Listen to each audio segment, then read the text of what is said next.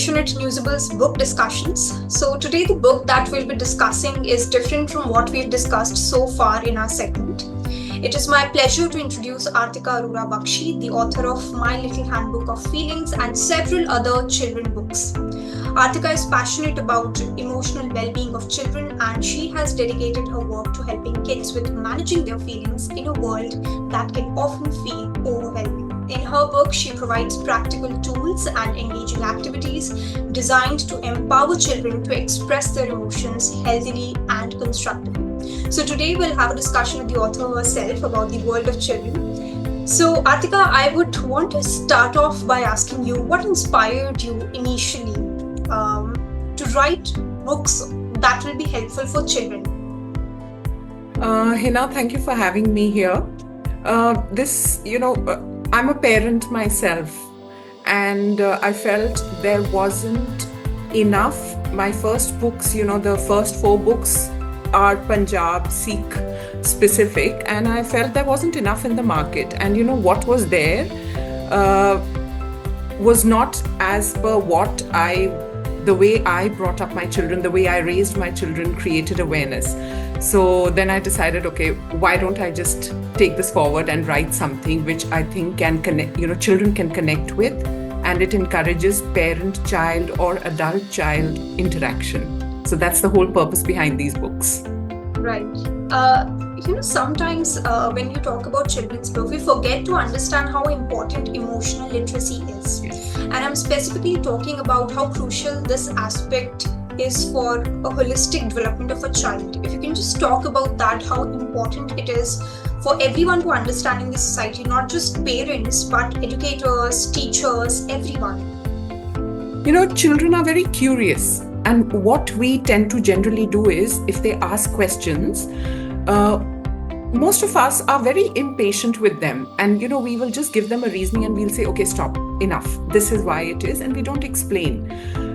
We don't realize what a child, how the child processes that kind of an answer. We all have feelings, we all have emotions. As adults, we lash out.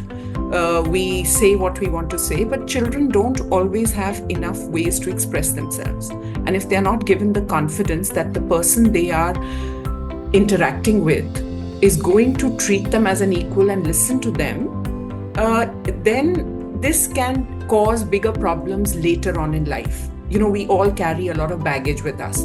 So for that reason, I feel it is very important that anyone who interacts with children can be somebody who's even a year or 2 years older than the child they are interacting with, is sensitive to the fact that this person also has emotions, feelings, ideas, which everyone needs a safe space to talk about. Right. So that's the reason this book, talks about emotions and feelings. And Artika, when you talk about safe space and sometimes in children not getting their way to express their feelings, have you also noticed all these changes in how children communicate, specifically with the rise of social media? Because they're always on social media, they're always using technology, they've lost touch of a lot of things. So whenever they feel overwhelmed, angry, they just try to communicate it with the help of social media. Do you think that it has also impacted the way they are communicating their feelings? Yes, there is, I see technology, social media as, something that we can use to our advantage. And what I feel is if anyone, a child or an adult, uses it for their benefit, for their growth, for their development, these things can make our lives much better. And I feel, the awareness levels have gone up. There are so many books out there today that are, trying to reach out to their specific readership. We have books for children, we have young readers, we have adults. So all these books are doing the same thing. Social media handles, we have so many podcasts, so many audiobooks. So children are aware, and we shouldn't treat them as if, they don't know anything. So the moment you treat them as individuals who know everything and who are aware of what's happening in the world around them, then that interaction can be very successful. Right. A lot of material is available in the market in terms of books pertaining to children. But, when we have children of a certain age, when they do not know how to read, how can then parents need to understand this, that they need to go through all these materials which are available in the market and effectively use them in order to support their children in expressing their feelings? So, Hina, that's an amazing question, because the whole purpose behind my writing is for children and parents or grandparents or adults or teachers to sit with the children and read these books. So if you've noticed, the style of my books, there are longer sentences, explanations, activities, which a child cannot always do alone. Even an older sibling can do it. And that's the whole thing, whoever has bought my books has always spoken about how different they are, because they encourage discussion. I put an idea out there, and then it is the child and the adult, or the person who's reading the book to the child. Right. Then they start a separate discussion which takes it even further. So that's the way to go forward. Right.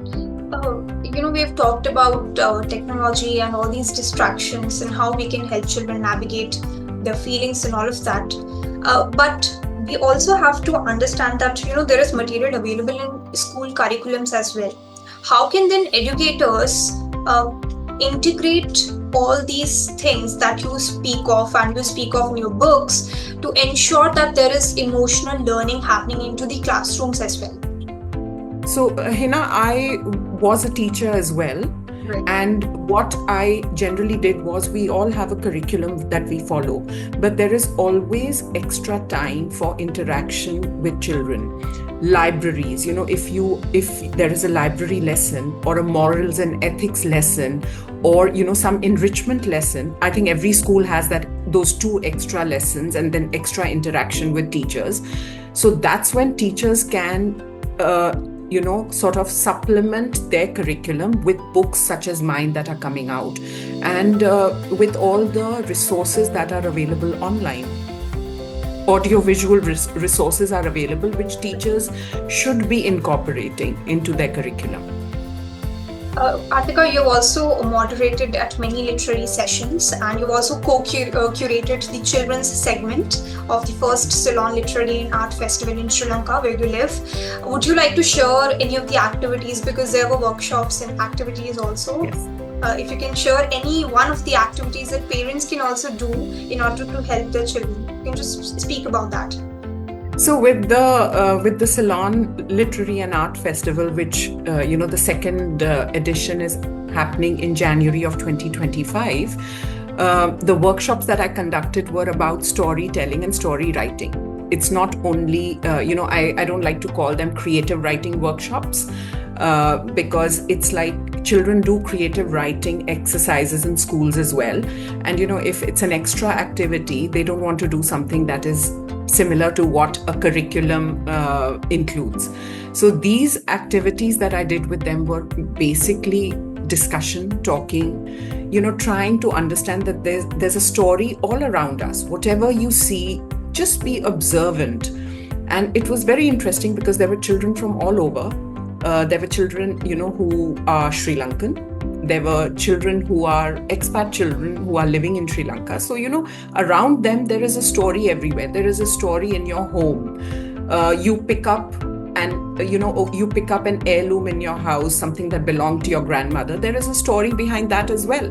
So my technique was to try and encourage children to think, take 2 minutes of their time, sit down, just think. The more you think, the more you can express better.